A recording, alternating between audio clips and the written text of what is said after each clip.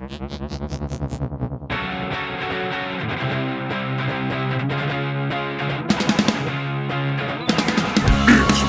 Collectors Club with Bryce, Michael, and Ivan. I know a story of high strangeness or two. Let's do this. Hey, everybody. Hey. I don't know who this guy is, but he's coming in hot. Welcome to Bigfoot Collectors Club, the show where we talk to amazing guests about their personal paranormal history and share stories of high strangeness. I'm your host, Michael McMillan.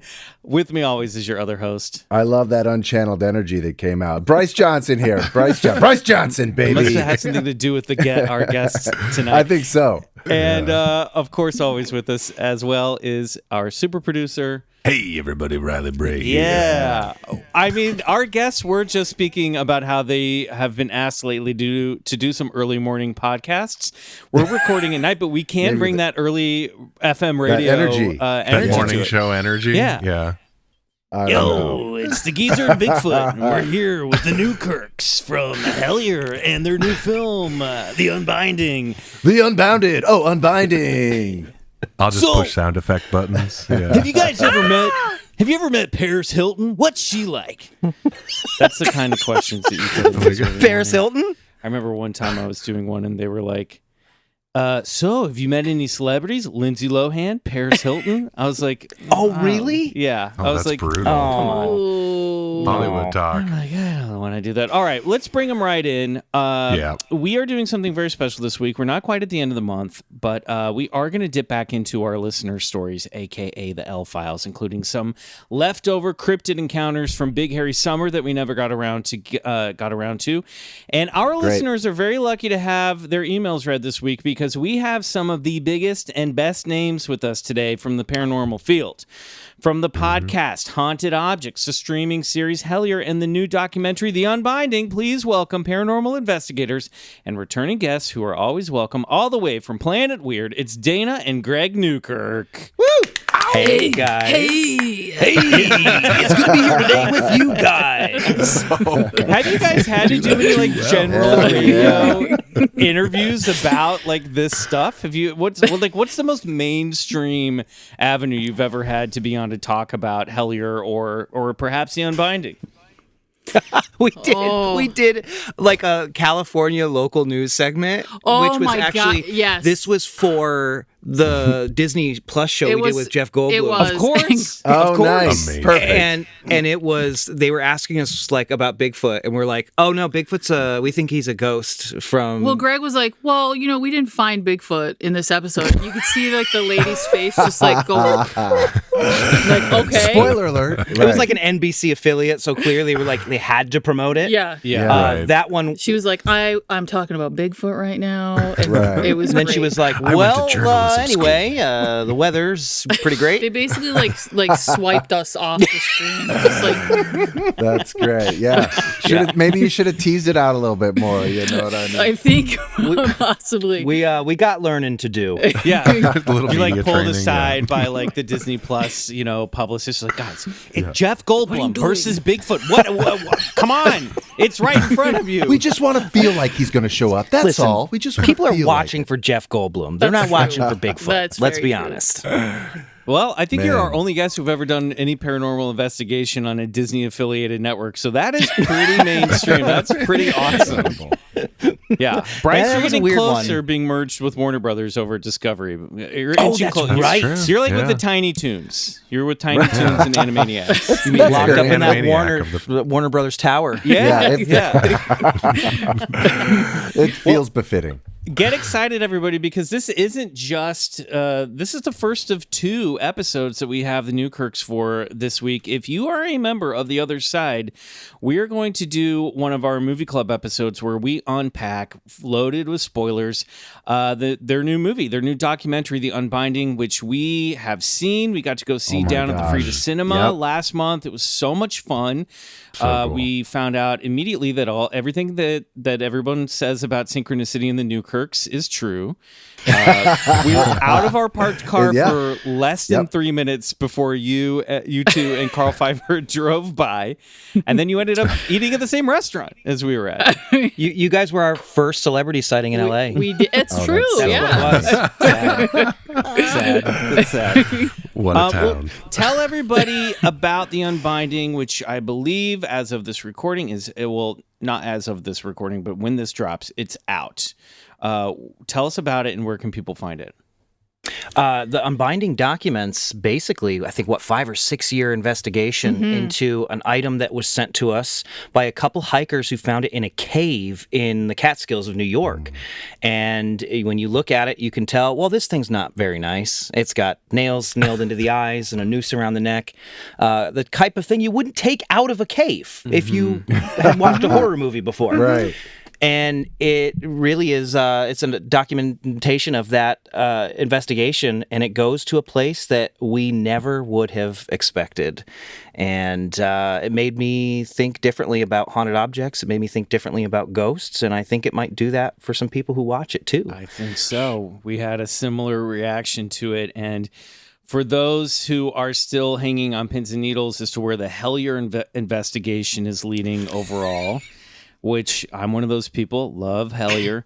This is a really cool experiment because we get some real answers, I feel like, in this documentary. So, not to shame Unlike Hellier. I got all the answers I needed from Hellier. What are you talking about? 5 stars, there are crones. Yeah. So Perfect. you will see crones in this one. Yeah, no, I just Guaranteed really crones. appreciate where the story goes, and without giving too much away, obviously, where it resolves. And it's a very, very satisfying watch, and we all really, really enjoyed it. Mm-hmm. Well, thanks. So, it was awesome that you guys came. We were so stoked to see you guys at the It was premiere. great. So thanks for coming. You made It was our a night. blast. Lots Oh, of we're fans. BCC We peeps there yeah. as well. For sure. We got Yeah, that was crossover, cool. man. Yeah, it was lovely. So shout out to everybody who was there. Where can people watch it? It's going to be everywhere. Everywhere. Amazon Prime, Apple TV, Google Play, YouTube, anywhere you rent or purchase films, you can find it. Okay. Love that. Love Man. it. All right. Well, let's do this. You guys have the best paranormal brains around. I feel like if you I don't know. if it Agreed. well, Certified. I'll say this. It's official now. If it exists, you've investigated it in one form or another. So I feel like from Bigfoot all the way to Crohn's to Kentucky Goblins. You've We're dealt with armchair. You guys are boots on the ground. So Yes. I don't know. You know. We try. Yes, and let's remind our listeners as well that Dana, you are a hedge witch as well. So we're not I joking am. around here, right? I'll bring my occult knowledge with me. Okay, great. So let's just jump right in. These are the L files for this month. If you have an encounter story that you feel like belongs in the L file collection, please write to us at BigfootCollectorsClub@gmail.com, and we might read it in a future episode. Okay, Greg, Dana, get your thinking caps on. I'm going to. we're ready. Here we go. Good morning, boys, and Greg and Dana. First, thanks for the earworm that I've been devouring in the form of BCC for the past couple of weeks. Oh, thanks. You're welcome. It's been an interesting year for me personally. I had open heart surgery in October of 2022. In September 2022, I still don't know what to say, 2022 or 2022. In September 2022, we were in a bad car accident. To serve as a conclusion to the trifecta of fantastic events, in March of this year, we had a home invasion involving a Walter White disciple, guns, and a plethora of officers and a canine. That said, the past is the past, and it's time to get weird. After my surgery, I mean, I feel like it already got weird. was gonna say, yeah, get yeah, weird. we're there. We are So in let's weird get- territory. I'm going to say, let's put a pin in this because it seems already we're dealing with some dark energy, I feel like.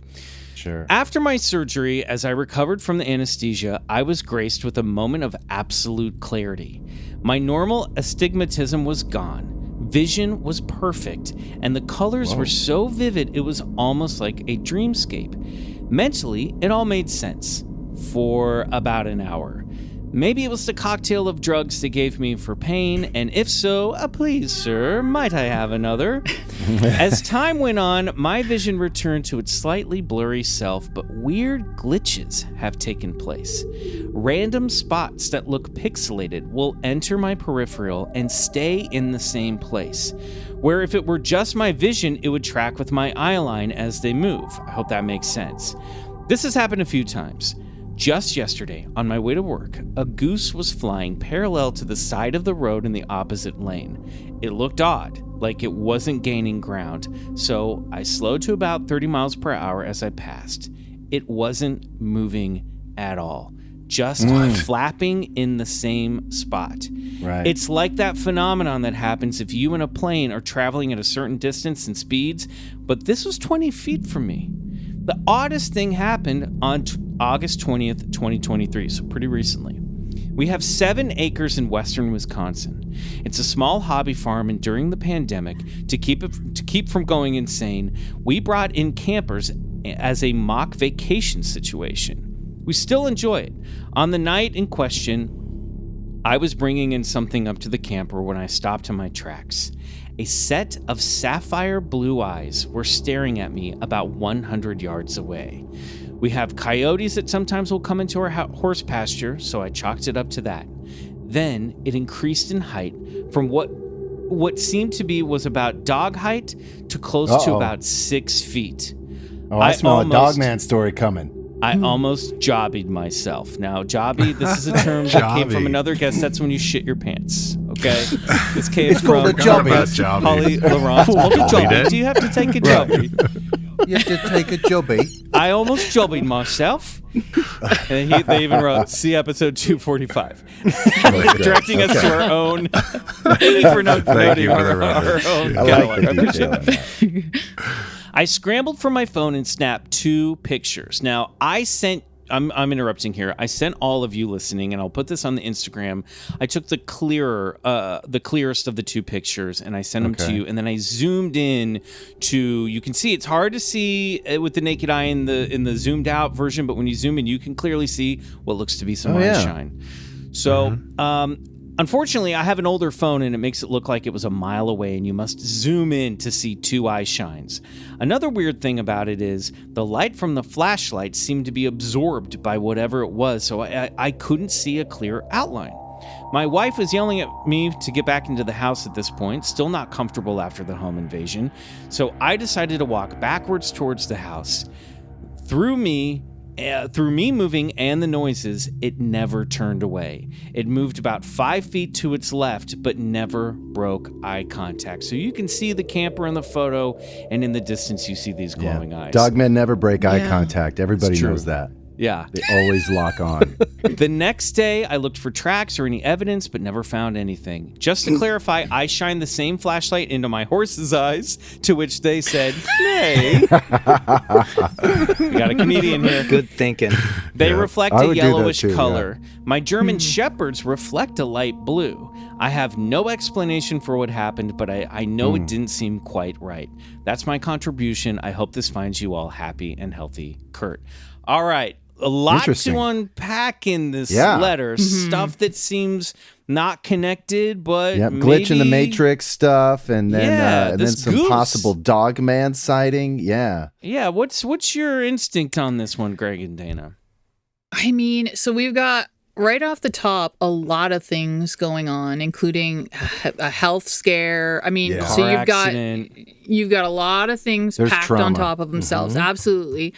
And then it's sort of followed by a series of weird experiences. Which I think is a common thing. I think people who go through, the old trope is that people who are in car accidents become psychic. Oh, shit. Like, that's a thing that happens all the time. Somebody has a traumatic experience, and then they seem to be opened up to something else. Well, yeah, because you have to think about it, like, in a way, you can consider that when you have a traumatic experience like that, to a degree, you are kind of having a paradigm shift. Your consciousness is shifting and changing, which could leave you in a position where you're a little bit more permeable to witnessing and experiencing strange things. So I think the timing of all of this is very interesting. I also love that they did their own detective work. Yes. And they were shining lights and all the other animals. Oh, yeah. To see That's great. Yeah. So to me, that sounds like this person isn't reaching to have an experience, which I you see a lot of, and it's always it's a hard thing to do like evidence review for other people because you don't want to be like difficult. Well, that smudge on your camera lens is not your dead grandfather. Yeah. And it's hard too because it's like often the person having the experience is trying to, in the moment, document this weird thing that's happening in front of them.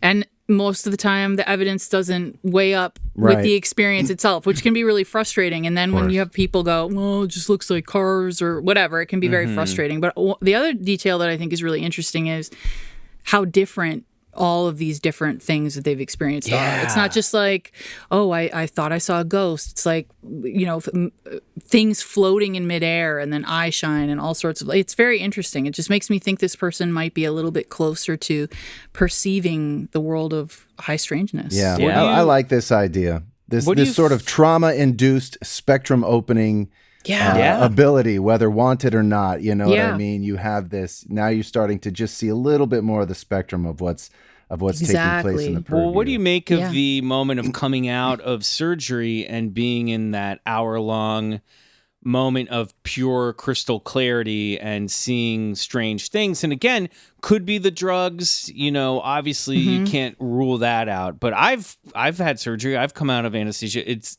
pretty groggy. It's not that lucid usually. So, what do you make of that? Is there something there maybe? What if they weren't seeing with their normal senses? It's true. Yeah.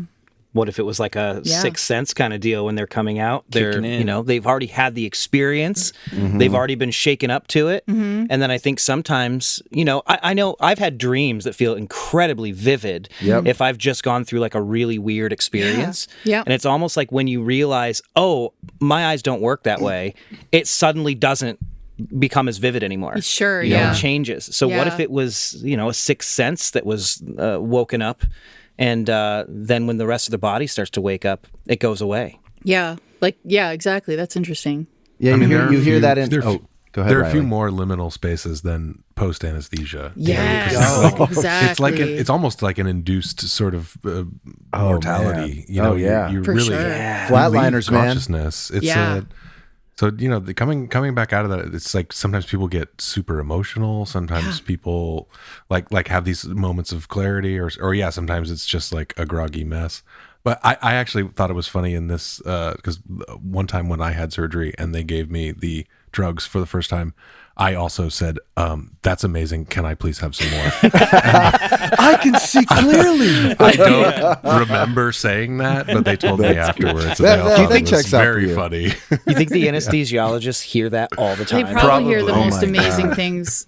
I think what's cool about this is you have someone who's had a pretty intense experience. There is a lot of potential for trauma, but they have a really good sense of humor. And so they're obviously like moving through this process in a really healthy way, which is a really good sign. And I would just say, if it's something that you're interested in, lean into it, explore it, see if this isn't something that can be permanent for you, if you like that.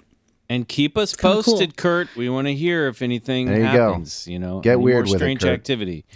Awesome. This episode is brought to you by Miracle Made. Listen, it's time to go to bed, and you're wondering what's going to keep you up at night. All you want is a good night's sleep, but you're worried. Am I going to think about all the mistakes I made in my life? Am I going to get abducted by aliens? Is that Shadow Man coming back? Well, I guarantee you one of the things you should be thinking about that's getting in the way of a good night's sleep, your gross sheets. Did you know that your temperature at night can have one of the greatest impacts on your sleep quality? If you wake up too hot or too cold, I highly recommend you check out Miracle Made's bed sheets. Inspired by NASA, Miracle Made uses silver-infused fabrics and makes temperature-regulating bedding so you can sleep at the perfect temperature all night long. And you know what? That Shadow Man, he's only coming for sweaty grossies. So you want to get in some nice sheets that keep you thermoregulated. Did you know that traditional bed sheets can harbor more bacteria than a toilet seat? It can lead to acne, allergies, and stuffy noses, and it's just gross. Miracle Made offers a whole line of self-cleaning, eco-friendly bedding such as sheets, pillowcases, and comforters that prevent 99% of bacteria and require 3 times less laundry. And that incubus, he doesn't want some nice smelling sheets. No, he likes the gross stuff. These Miracle Made sheets are luxuriously comfortable without the high price tag of other luxury brands and feel as nice, if not nicer, than the bed sheets used by some 5-star hotels. And let me tell you, I love my Miracle Made bed sheets. I sleep very soundly in them, and so far, I don't think I've been abducted by aliens since I put them on my mattress. Go to trymiracle.com/BCC to try Miracle Made sheets today. And whether you're buying them for yourself or as a gift for a loved one, if you order today, you can save over 40%. And if you use our promo code BCC at checkout, you'll get 3 free towels and save an extra 20%. Miracle is so confident in their product. It's backed with a 30-day money-back guarantee, so if you aren't 100% satisfied, you'll get a full refund. Upgrade your sleep with Miracle Made. Go to trymiracle.com/BCC and use the code BCC to claim your free 3-piece towel set and save over 40% off. Again, that's trymiracle.com/BCC to treat yourself. Thank you, Miracle Made, for sponsoring this episode. And thank you, Miracle Made, for keeping the Shadow Man away.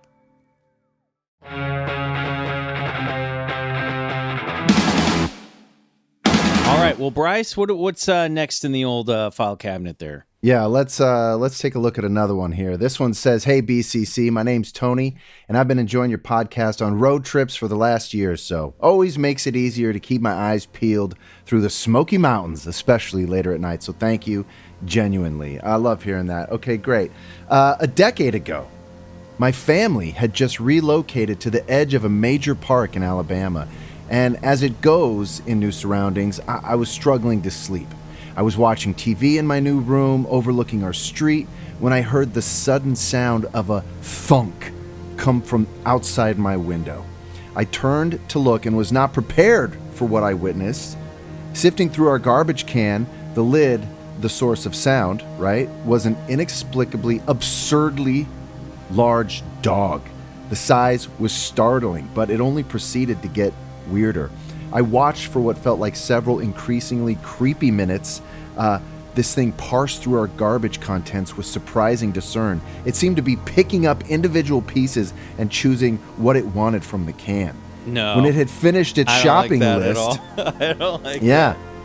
I watched it step back from the can with a bipedal comfort that actually made me start to shake with discomfort.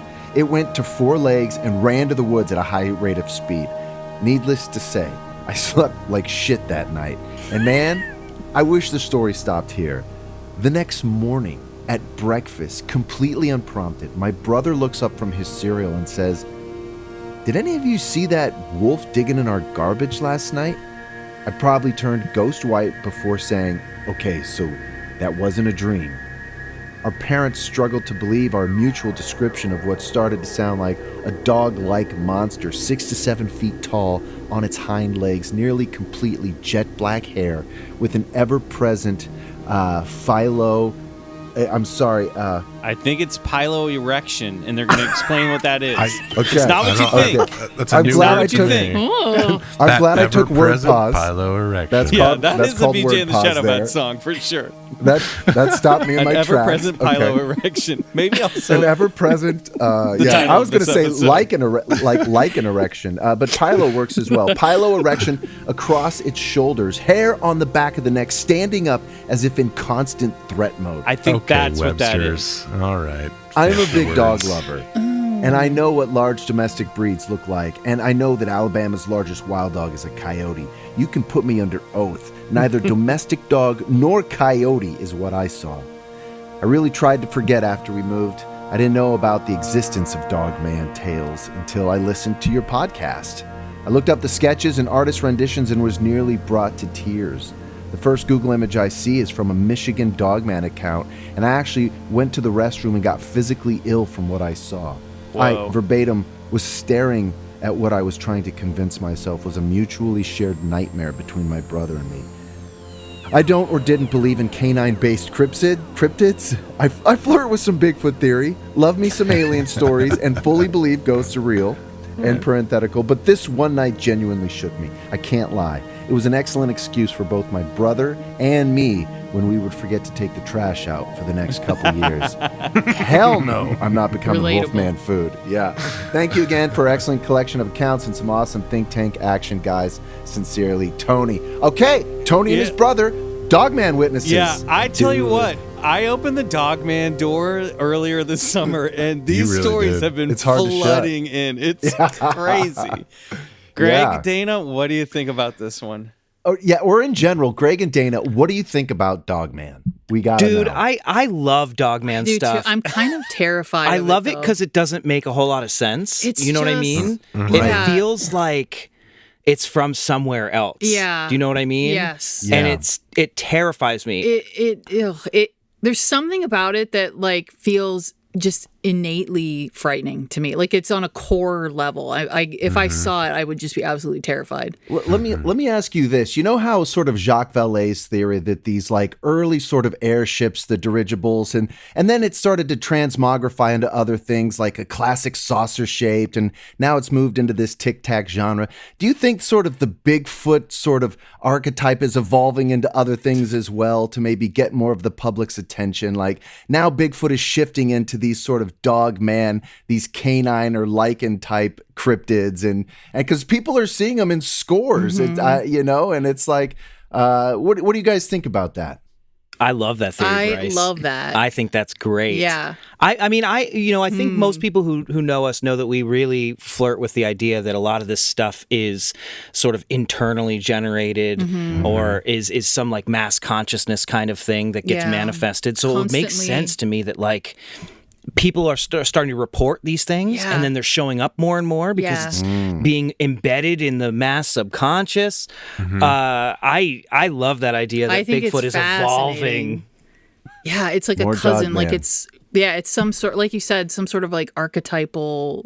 It's so much scarier though. It is scary. Yeah, it seems like it took a menacing turn for sure. Yeah, the thing that it's fascinating. That strikes me about Dogman when reading Linda Godfrey's accounts is it also seems that obviously with Bigfoot we have the apparition-like qualities or the interdimensional-like qualities, but it seems a lot of the Dogman stories really do seem to come across as if this big dark black being is almost a shadow being as well, that they almost have an ethereal quality to them, and that really jumped out at me. I feel like there's more of those stories about Dogman being a shadow entity than there are, and there are some about Bigfoot, but that kind of jumped out as a distinction for me as well.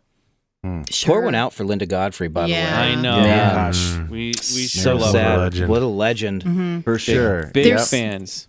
There's something sort of I've always thought very fey about their stories also. They seem to kind of like exist in that same sort of space a little bit, very earthbound, very kind of they make me think of fey a lot. That's interesting for sure. This episode is brought to you by HelloFresh. HelloFresh. Yes, with HelloFresh, you get farm fresh, pre-portioned ingredients and seasonal recipes delivered where? Right to your doorstep. Ding dong. Skip trips to the grocery store. HelloFresh makes home cooking easy, fun, and affordable. That's why it's America's #1 meal kit. You know that spooky time is upon us and a new season calls for new meals. And HelloFresh has a fresh fall lineup of delicious dinners and more to choose from. You can take your pick from 40 weekly recipes that suit your lifestyle. From veggie, like me, to family-friendly, fit, and wholesome. Like Bryce. And nothing on there for me. Just kidding. I love HelloFresh. And you know what? HelloFresh is more than just dinners. You can also stock your fridge with easy breakfasts, quick lunches, and fresh snacks. Just shop HelloFresh Market and add any of these tasty, time-saving solutions to your weekly box. And you know what's even better? With HelloFresh, you're getting top-notch produce because it travels from the farm to your door in less than 7 days. I think it would take me longer than that to drive to the nearest farm, okay? Yeah, it would, Michael. And you know what I love about it too is like, so I've got a couple recipes there, and I've used them again now that I've had these dinners. New ideas are sort of opening up in my cooking possibilities, and I'm like, I'm going to go back to that rice dish I liked so much that they provided. I've cooked these HelloFresh meals, and they've turned out great, and I really boost my confidence. And I'm not doing it for long either. Most of these meals are like 20 to 40 minutes to prepare from like, opening the bag or opening the fridge. They make it very easy. It's so easy. And they're You teach great. a man to cook fish and he'll eat for a lifetime. Yes, there you go. And it brings the kids in too. My kids were like, what are you guys doing? And they wanted to help with the cool recipe cue cards too. So if you guys got a family and want to spend more time together, this is a great way to do it in your kitchen where everybody ends up. So just go to HelloFresh.com/50BCC and use code 50BCC for what? 50% off plus 15% off the next 2 months. That's huge. That's HelloFresh.com/50BCC and use code 50BCC for 50% off plus 15% off the next 2 months. HelloFresh, America's #1 meal kit.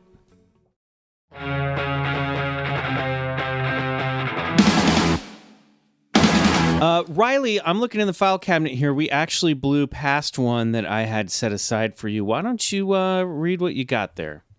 All right. Well, hello, BCC and Greg and Dana. I'm Brandon from Texas, and I have a story to tell you. Well, hi, Brandon from Texas. I would like to start by saying this story gives me chills thinking about it. I was in 5th grade when this took place. I was in a class, I don't know which one it was, when my friends came over and told me about something they saw at their house, and they even drew me a picture. I sadly don't have it anymore. They told me it was something that was stalking them, and when they would see it, it was for a few seconds and then it would vanish.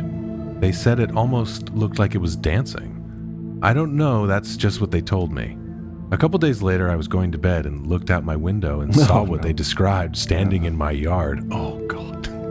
It was a humanoid, black, blobby thing with red glowing eyes. I could barely sleep. It gave me this utter feeling of dread.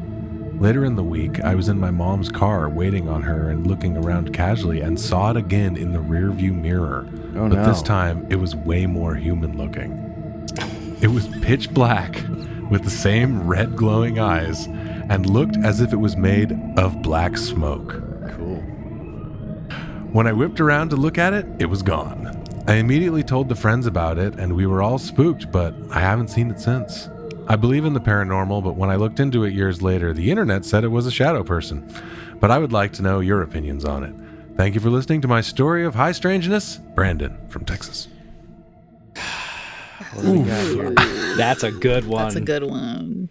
That's visceral. I could feel that one. I like the detail about how the second time he saw it, it had more definition to it, as if his mind makes the was hair able on the to... back of my neck stand up. I do It's not so like eerie. that. It's gaining strength and being perceived or something. Yeah, I know. It's personifying. Yeah. It's like taking on more of a recognizable shape, which is fascinating. Maybe that's I why know I it's didn't not see it again. supposed It to had leave fully the bedroom formed. window at night. You know what I mean? When it shows up the next day, like in daylight behind your mom's car, that's a problem. Yeah. The I don't rearview like mirror that. thing gets me. Any kind of like mirror showing you what's behind you that's like peak Oh, fear. that's great. For me. I want to know what their friends were doing when Yeah. they saw this thing for the Yeah. first time. I'm very What were they up curious. to? I What were they feel- getting into? We need more That's a better details. question. But did they read from a weird book they found in the basement or Yeah. something? Oh Did my they read the God. Latin out loud? They found like one of their dad's old journals. They read it aloud. Oh my and God. Unlocked some weird. I can't tell if you Yeah. guys are being facetious. Does that stuff happen? Do people read old grimoires and stir things up? There are real grimoires, absolutely. I always tell, like, anytime we're going through anything, I'm like, do not read the Latin out loud. Never read it out loud. Smart. Day one stuff. Good call. That's, yeah. You don't read the Latin. That's just standard operating procedure. like Evil Everybody Dead knows rules. you don't read the Latin out loud. Well, I'm seeing a Just theme. good rules to live by, I think. Yeah, for People sure. aren't listening to the horror movies, the Yeah. lessons they're Right. trying to teach them. Yeah.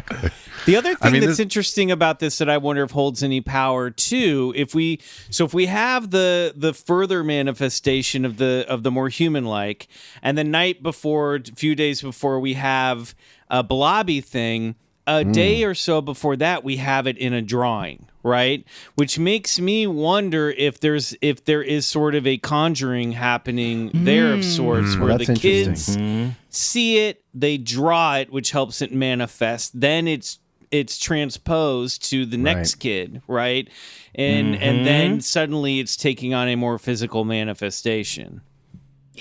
Yeah. I think that's what a lot of ghosts are. I think they're like a weird game of telephone that people play because, we've talked about this once in a while. Unpack that a little bit. What do you mean? We've visited places, when we were kids that never were haunted, and they're just spooky and abandoned. And then all of a sudden, like a show or a podcast or a book writes a spooky story that involves this place, and then all of a sudden, everyone who goes there sees it, and it changes and it becomes more clear. I think that our minds hold a lot more power that way, and that's not to say that they're not real. It's just that I think it's a co-creative process in a lot of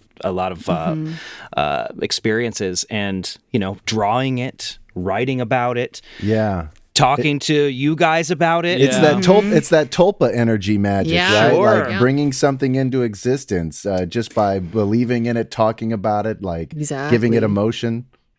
Yeah, it's thought forms. It's giving thought forms, and you see it like you'll see it often. Like Greg said, like in a lot of haunted locations, you have a lot of thought forms. People bringing their own ideas of what's going to happen to them in some places, and really, like, I think the interesting detail is the drawing and the fact that they really did collectively as a group take this time to think about what this thing was, give it shape, give it dimension, and then it jumped and changed with the next person's perception of it, which is absolutely fascinating. And I'd love to know if this is continued. I think it will after this episode. I mean, I want to know more details about this one. Rule number 2: don't draw the entities. Everybody knows that. Come on. We're gonna have a complete rule book. We're gonna have a complete we need to write a rule book after this episode. Exactly. All we need is 5, like Ben Hogan's I don't want to put you golf two book, on this. I don't want to put you two on the spot, but that really, I've never thought about that before. Are there examples of magic manifestation that are art based and drawing based as opposed to language or prose based? Oh, I 100% believe so. I mean, if you look at the original Philip experiment, which your listeners are probably familiar with, the idea that you can sit and construct a ghost, they drew what he looked like. There were images of him, and that helped them manifest that entity that actually communicated with them, even though it wasn't a real entity. Right. And I mean, there's researchers like Kenneth Grant, who was a ritual magician, kind of heretical Thelemite, Typhonian tradition stuff. He believed that all art was coming from a place he called the Mauve Zone, and the Mauve Zone was where like the entities lived that inspired artists and creatives, and sometimes those artists and creatives would bring something into the real world that would manifest in the real world. I love that. Great. That's really cool. That's kick-ass. Even for music. Yeah. I always think that, there are some musicians that I always think of the things that they craft or create. They feel like sonic rituals, like sonic spells. They're bringing something into the world. And so you see it all the time. Yeah. Dylan, the Beatles, it always just came to me. I just opened up the door and let it in. I didn't know we were going to have another guest. Well, you conjured him through the collective feedback loop. I'm Paranormal Lennon. I'm black and bubbly, and I've got red eyes, and I'm about to jobby all over this. Okay, we're lowering ourselves here. Come on, Michael. I don't think so. That's where we high do low, this. baby, high low. This is great. Roller coaster. Yeah, that's okay. All right. This episode is brought to you by Harry's. Boys, who do you shave for? Yourself, your partner, society? Lay down. Bigfoot. I shave for Bigfoot. Yeah, that's a good question. I shave for myself and for society. For myself, when I'm like, oh, okay, this is getting a little too scraggly and I'm seeing a little too many white facial hairs. And then I shave for society when I'm expected to like go to an audition and be clean shaven, man. For me, it's like there's nothing like coming off the road and feeling so just like worn out and scraggly, and then grimy, just getting like a hot shower and a clean shave, and I was like, I am a new man. I'm ready for the world. It's a clean slate. It's lovely. Those were all great answers, by the way. No matter why you shave, Harry's has you covered for the best shave of your life at a price you'll love. From their legendary high-quality razors to skin products like exfoliating face wash and hydrating lotion. I'm wearing Harry's Daily Face Lotion right now. No joke. I love it. You're glowing. Yeah, Thank Harry's you. gives you a better premium shave without the premium price tag. And I'm not just talking out my you-know-what. I love this razor, and I love the price point. That's what's up. Yeah, and it's delivered right to your door. And when mine showed up, and I gave myself a nice clean shave, and I gotta say, this is a high quality razor. I really like the shaving cream. It kind of I threw away my old razor, you guys. And listen, this is Yes, Riley, good. as you know, It he's an happened. aesthetics man. This is the man who took 2 months in a hot summer to find a fan that he enjoyed. So if he likes the razor and the way it looks, you know it's That cool. says something. It's true. That's true. And I also I have a problem with like a lot of like other razors you're gonna get. They're just like, they kind of look cheap and they kind of look bad. And I love the Tacky. color of the handles. I have a blue one and I have an orange one. The blue one goes in my travel bag. The orange one stays in my bathroom here at home. It's great. I love it. I love their products, and I'm a Harry's man. I'm here for it. A smooth me shave too. shouldn't be rough on your wallet. You can get a $13 starter set for just $3 at harrys.com/BCC. It includes a 5-blade German-engineered razor, weighted handle. There's that quality I'm talking about. Foaming shave gel. I love the shave gel, and a travel cover. You know what's a good thing about that shave gel? It doesn't burn your face. It's nice, and it's lovely, and it doesn't feel gross when it's on. Schedule delivery for refills as low as $2, half of what you're going to pay for other razors.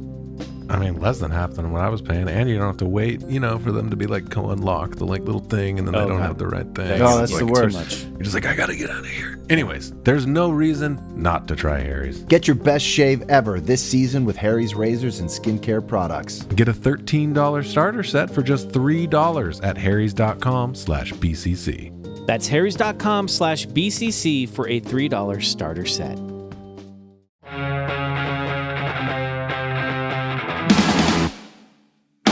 All right, let's move on. Hi, Yeah. BCC. My name is Bray, like the cheese. I'm a huge fan and patron. Hey, thank you very much. I have been Thanks, listening to you for a few years now, and I think I heard Michael as a guest on Blurry Creatures podcast when I was searching for a new paranormal show to listen to. I recognized Michael from True Blood and was hooked. Anyway, well, thank you for joining us. I hope you enjoy Nice. one of my very favorite family stories. I've always truly loved the paranormal, but haven't had any personal experiences other than some crazy synchronicities. So I'll hoard a good ghost story, but a cryptid one, pure gold. Harry gold. We agree. Around 2017, my little brother Parker, who was active duty in the Army, stationed out in Kentucky, had come home around Christmas on leave for a few days. Greg's, you can't see this at home, listeners, but Greg's eyes popped out of his head when we said Kentucky. Let's go again. Not again. Of course. Excuse me. Okay. Okay, so he had come home around Christmas on leave for a few days. The family and I were all standing in the kitchen listening to his travels to Afghanistan, Germany, and the East Coast.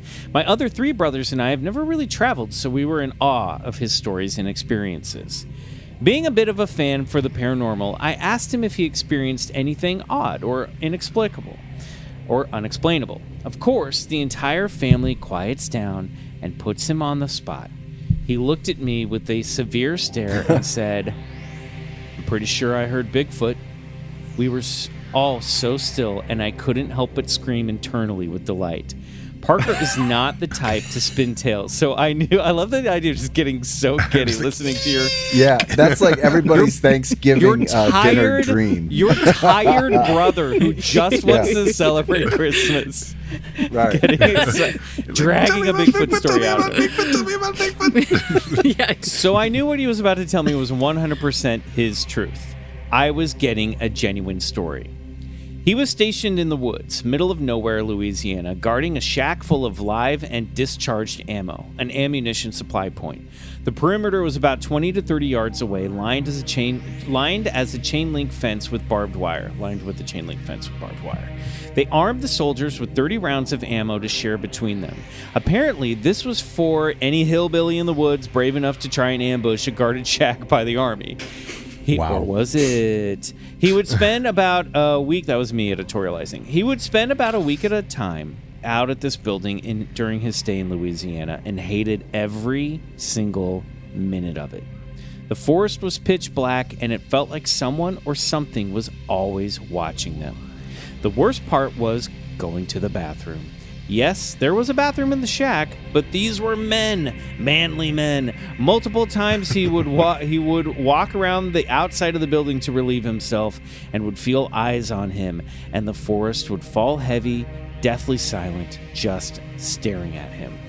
One dark night, he was just starting to fall asleep when the soldier on duty started shaking him awake. Parker was like, "Dude, what the fuck?" The other soldier whispered, "Shh, shh, shh, shh, shh." Something is out there, man. So, Parker runs out there, of course, thinking a bunch of hillbillies are coming to storm the shack. He gets outside and is hit with the worst smell. Death, skunk and wet, swamp dog. The forest is absolutely silent, and the feeling of being watched is weighing down on both of them. At this point, he started yelling into the forest, "Hey! Hey! Hey!" around 3 times. Then, about 50 yards away, he heard whatever has been watching, stalking, and staring at them in the dark howl, scream right back at him. Oh, wow. Sidebar. As Parker's telling this story not only during Christmas in 2017, but again a few days ago to remind me of the little details so I could write to you guys, he got goosebumps both times describing this night. Okay, so reliving something. Yep. He's telling it, yeah. Once he and his comrade heard the scream, Parker rushes to wake his sergeant up, and Sergeant is pissed. Parker tells him that there's some huge animal outside and that he needs to come out immediately. When they step outside, everything in the forest wakes back up. Crickets, toads, and the like. The heavy feeling of being watched was gone, and the smell was very faint, then disappeared. He also said they had never had the feeling of being watched again, and the forest never went silent like it did that night. I asked Parker to describe the sound he heard, and he stated he couldn't sleep that night, freaked out and convinced he had just heard a Bigfoot scream at him. So, once he got somewhere he could get internet on his phone, he YouTubed different alleged Bigfoot screams and found one that made his stomach drop into his boots. He couldn't remember the video, so like any good freak for Bigfoot and the paranormal, I pulled up the famous Ohio howl. Riley, do you want to see, can you do a quick Googs on the Ohio howl, see if we can get a hold of that? I want to hear that. Oh my gosh, yeah. You could see the color drain from his face with the recognition. Oh no. It is truly one of my favorite family stories, and here soon I'll write about my favorite family ghost one. I'm a huge fan of you guys and want to thank you for all the hard work that you put into everything that you do. It doesn't go unnoticed. Brianna. Thank you so much, Bree. Yeah, what a great Thanks, story. That's a good and well told One. Awesome. I'd be telling that every holiday. Yeah. Totally. And then playing that Ohio howl just to fuck with him. Like, Here we go. Don't fucking do that. Dogs. I hope this is the right one. Oh, man. Just a classic Bigfoot howl. Sounds like a air raid siren. Yeah. And it That also kind of sounds nice. like a noise rock show in a basement in Detroit. Also, it's great to actually have those dogs to compare it to because you can hear the difference there. That does. It sounds like a siren. That is wild. Yeah. Oh, it's so spooky. So soulful. It has that that tone. Yeah. There's a mournfulness to it. Yeah. Yeah, you hear it. It's cool. Ooh, Greg, that Dana, one gives me chills. We got some markers. You guys had some reaction, some Bigfoot markers in that story. Big reaction from you guys when they talked about going back out and the forest woke back up. What were you thinking there? Mm-hmm. Oh, we've been there. Yeah. The scariest Bigfoot experience I've ever had happened with a couple guys in Portsmouth, Ohio. You guys might even be familiar with them. Dallas and Wayne. You heard of these guys? Heard of them. We've never had them on the show. Well, it'll be hard now because I think they've passed on to the great Bigfoot hotspot in the sky. There's a great documentary about them called "Not Your Typical Bigfoot Movie." Yep. This is excellent. This is how I know about them. Okay. We went out with those guys and we thought, well, this is just going to be, they're larger than life characters. So we just thought it was going to be like a fun character study hanging out with these guys. And, within 10 minutes of meeting them, Dallas is crying, telling us about how he was choking in the woods and Bigfoot came out of a portal and gave him the Heimlich maneuver. Oh my God. And saved his life. What? And I mean, he was sincere. Mm-hmm. Wow. They both had really fantastical experiences with Bigfoot. So we went into the experience kind of prepared to not really have anything happen. We were just sort of there to collecting hear some stories and listen to people and have them take us to this place that they felt really they had been investigating for years and years and years. They called it the Boneyard because it was where the farmers would dump the carcasses of dead cows. Good name. Great. They would go up there and they'd leave like marshmallows and all kinds of stuff. Yeah, it was like 4 or 5 miles up a mountain, kind of a little valley, 2 ridges on either side, and they would drive up and just sort of park in the middle. And sometimes they would go into the woods and explore, but most often than not, they would start a bonfire and they would just sit around this bonfire and let it happen. And so we were like, just let it happen. Right. So we were like, all right. When they started howling a lot like that. It sounded a lot like that. No. I was so scared because whatever it was humongous. And then another one on the other side of the woods started howling back. Like they were howling back at either side of the campsite. To each other. Wow. I was so scared. I got in the van and like sat inside the van because I thought something was coming and I didn't know what to do because I was taken by surprise. Yeah. And then of course, like the whole forest is silent when this is happening. And then as soon as the experience was over, like we had rocks tossed at the campfire and everything. As soon as the experience was over, forest lights back up, crickets start back up again. Spooky. It was very strange. So crazy. You hear that in UFO sort of stories too. Sure. How the sort of air in the area seems to be sucked out, or like this time dilation. I love I can't believe you guys experienced it. That's crazy. I'm a little jealous. I know, right? Cool. I think like photos of ghosts and Bigfoot don't do the actual visual experience justice. And maybe it's the same is true for sound. You can hear the Ohio howl on YouTube, but when you're like out there in the woods and you hear that voluminous like fucking howl, it's like a whole other story. It's scary. I mean, it really strikes like a primal fear inside of you because you know that you're supposed to be intimidated by whatever that is. Yep. Yeah. Right. Yeah. Did you smell anything? Any smell? We didn't smell anything. That was the weird. Yeah, we didn't smell anything. It's hard to over all the gasoline that is true. Dallas tossed in the fire. He did toss full tanks of gas. Yeah, you did.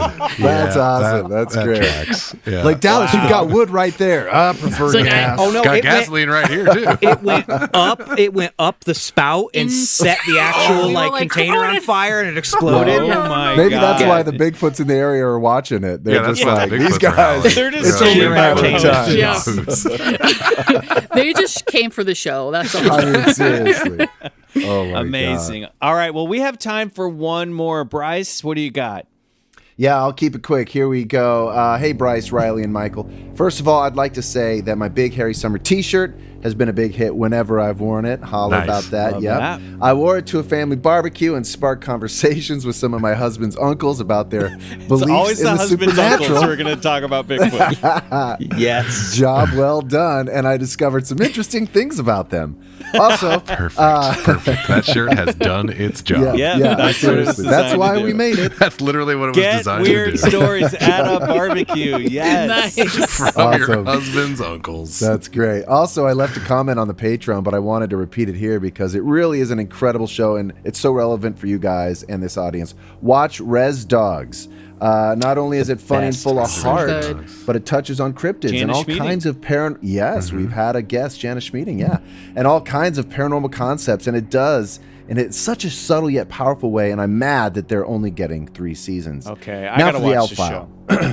It's so good. It's fantastic. It's one of my favorite shows. Okay, there you go. We got to get on this thing. Might be a TV club. Yeah. Seriously.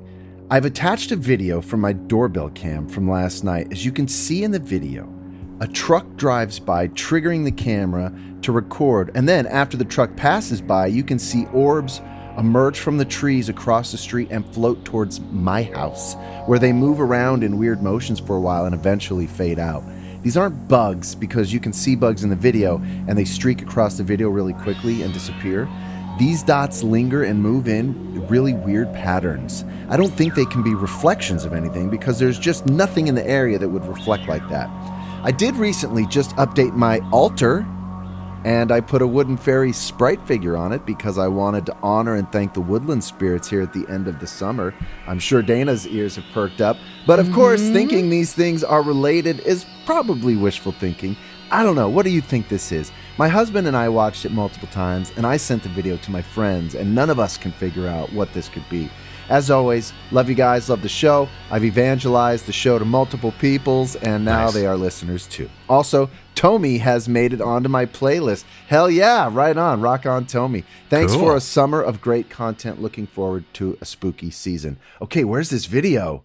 And thank you for your letter. Love this. This is like a ring cam style video, and I will put this up on the Instagram as well. And you'll see at the top, it's just staring out of the street, neighborhood street. I believe this listener is from Kansas City, so I'm hoping I'm looking at the suburbs of my hometown. This is from here it Ann, is, right I believe. I'm going to download it. So it's interesting here because we do see some glares from a truck going by at the top. And then we're left with these sort of tandem little lights that could be bugs, but they're moving in tandem with one another.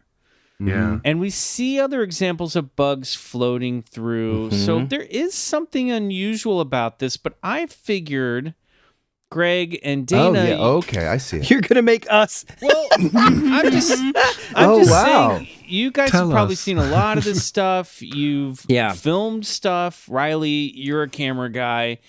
What's going on here? Is this a lens phenomenon? Or these bugs? Is it one bug that's reflecting itself? Or two bugs that have like a top reflection? You know what I mean? Yeah. Like, what's going on here? Well, I can tell you this. This is really definitely a weird one because there are two separate little globules, little balls of light. Yeah. They seem to be moving very organically. They don't appear to be attached to any other light source in the camera screen. Yes. I can't see, and that's normally what you see. When you start to see some weird lights that are moving around, you can usually point to another light source on the screen. You usually can. They don't appear until after the truck drives by, so that light source is gone. Yeah. The taillights are gone. I mean, my initial gut reaction with this would be that there's some kind of a spider web.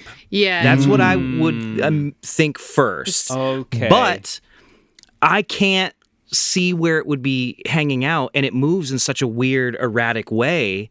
It doesn't seem like it would be attached to a spider web, because normally that just kind of like shakes, you know? And there are other bugs flying around that are moving much faster. So it is weird. What do you think, Tana? I think that if this person keeps an eye on this ring cam for the rest of the summer and look for more light anomalies like that, if they move in the same way, consider that it is entirely possible that what you're looking at is potentially a spider web that's casting some kind of light off of the camera itself. Maybe there's a little bit of dew on it. But either way, don't let that discourage you from leaving lovely thanks out for the Fae, because they always come around, whether you catch them on camera or not. Put a little more juice on that altar and see what happens. Yeah. It's a cool video, though. It's very cool. Riley, what do you think? You're looking at it pretty close over there, I can tell. There's some artifacting in the driveway and on the sort of hillside, just sort of back from the foreground there, that you can see sort of links all of these dots together, which sort of brings my eye to this being some sort of lens artifact, because you kind of can almost see the curvature of a lens in the way these lights all move together. Although it is weird that the two pairs don't move exactly Right. synchronized. That's what I throwing me can't off. figure out. But they're yeah. like partially synchronized. And then at so the it's end, really strange. Right. at the end, around the 50-second mark, one flies up and one seems to go down through the fence and by the fence post. They and do then make an disappear. exit, right? It's weird. Yeah. Both of them seem to It's have weird. this sort of theatrical exit too out of the video, which They is weird. split. I don't know. I have a like one of these like camera style cameras at my house, and I get a lot of bugs and spiders, which I love. But I've never really seen anything quite like this. No, video. we have the same kind of thing too. Yeah, because normally if we get one, it's obvious and you can see the lights kind of cruising next to each other, but you're right, they do definitely like go off in two different directions. And you have samples of cars passing and seeing how the lights reflect when the cars pass too. So it's weird. I don't know. I'm always inclined, especially now, to be like, it's probably some sort of dust or bug. You know what I mean? Sure. Just because, with these things, there's got to be... Got to play it safe. Yeah, you got to play it Absolutely. safe. And I Yeah. think they're literally asking, what do you think this is? But I'm a little stumped, but I agree with Greg and Dana's advice. Like, keep an eye on it, see if it repeats, and but keep juicing up that fairy altar, and maybe you'll get some more hits. Yeah, you might as well. Gasoline. Yeah, couldn't hurt. Just use gasoline. Like There you Daryl. go. Dump some gas. Exactly. Just throw some gas on it. Works every time. Putting out fairies with gasoline. Putting out fairies with gasoline. The opinions of Bigfoot Collectors Club do not necessarily Reflect that of Greg and Dana Newkirk. For All sure. right. Well, Greg, Dana, thank you so much for going through these L files. Everyone at home, if you got stories you want to share, send them in to BigfootCollectorsClub@gmail.com. The Unbinding, remind us where people can watch the documentary. Check the documentary out on Amazon Prime, Apple TV, Google Play, YouTube, anywhere that you buy or rent films. You can check out The Unbinding. Yeah, Yep. do it. Watch it Do it. between now and Friday. And then Friday, join us on the other side. We're going to unpack it. We're going to talk to Greg. And we got lots of questions about this movie and their experience and maybe what has or hasn't happened since. So, We got stories. great. Oh, Join man, us great. over at Ooh, BCC cool. The Other Side on patreon.com/Bigfoot Collectors Club. And we're going to talk all things Unbinding. Watch the movie before you come over, because we will be going into spoiler country, ladies and gentlemen, and our non-binary friends. So get ready for that. Greg, Dana, thank you so much for being here. You guys are welcome back anytime. Dude, anytime. This Thanks is a for blast. having us. We always like hanging out with you guys. Pleasure's ours. You guys are legends. Okay, everybody, you know what I'm going to say. Don't forget to click that follow button on Spotify, Apple, or your favorite podcast app so you never miss a single episode of BCC. And you know what? We want to hear your thoughts on the show. Please rate and review us while you're there. And you know what? If you drop us a 5-star review on Apple Podcasts, we might read it on the show, like this one. This is from Tooth and Claws fan. Oh, yeah. All right. Shout out. Super and supernatural. Hi, BCC boys. I love this podcast. It's cool, and I love these stories of high strangeness. Can you do an episode on werewolves or some Welsh monsters/legends? Because I'm listening from Wales. Anyway, love the show. Nice. 5 Thank you. stars. Yeah. Love it. Right on. Fantastic. Don't forget our Patreon, BCC The Other Side, over at patreon.com/Bigfoot Collectors Club for 3 bonus episodes every month, access to the Discord, discounts on merch, upgrade to the Cosmic tier, and unlock 3 additional BCC soundtracks by Riley. It's all over there on the Patreon. And if you sign up, you join us there, you're going to get a shout out eventually on the show. It's time for Patreon shout outs of the week. And this one inspired me to maybe do a new segment on Patreon shoutouts where I end with my favorite name of the week. Okay, Ooh. Okay. We might have a new segment within this. So here Great. we go. Stephanie Kalos, Cosmeteer. Thank you, Stephanie. Welcome. Gabrielle, Cosmeteer. Oh, thank you, Gabrielle. Welcome. Freedom Phillips, Cosmeteer. Freedom. Thank you. Welcome. You would say maybe a candidate for name of the week. Just wait. It's up there. Erica Lindsay, Thanks, Erica. Ray HB, Thanks, Ray.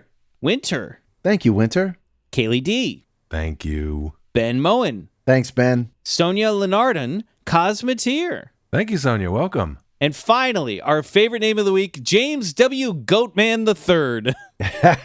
Hell yeah. Thanks, James. Then Thanks, thank you, Goatman. Yes.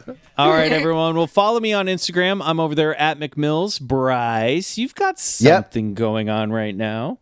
Yes, I'm on those socials as well. But more importantly, you should be watching Expedition Bigfoot on Wednesday nights on the Discovery Channel. That's what you should be doing. Go check it out. All new episodes, Alaska, Expedition Bigfoot, and you. Yeah, and we realized it's only on the Discovery Channel right now. It's not yet on a streaming service. If you want to fork over, if you don't have Discovery Channel, you can buy episodes on Apple TV, correct? I think you can just go get it. I think you can buy episodes on iTunes. And don't worry if you don't have Discovery Cable. It's coming to streaming soon, probably sometime in early November. So okay, great. Just hang tight.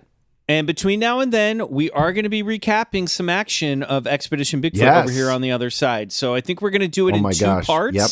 We'll do season 4, part 1, season 4, part 2. And I think we're hopefully going to have some of the cast and crew back for those episodes as well. So stay tuned. And if you have the ability to watch, please watch Expedition Bigfoot Alaska. Yeah. Riley, what do you got? Get that extra content.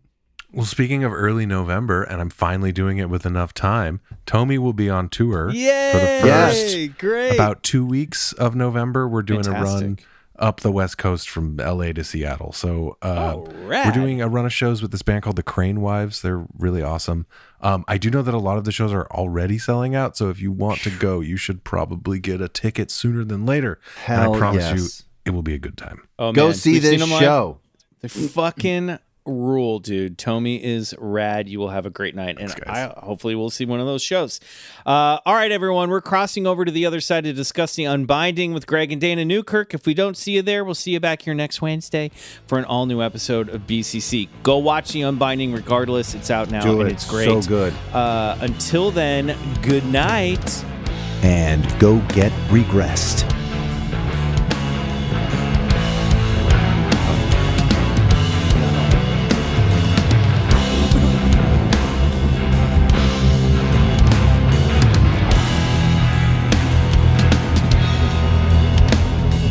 Bigfoot Collectors Club is produced by Riley Bray and Michael McMillan and scored and engineered by Riley Bray.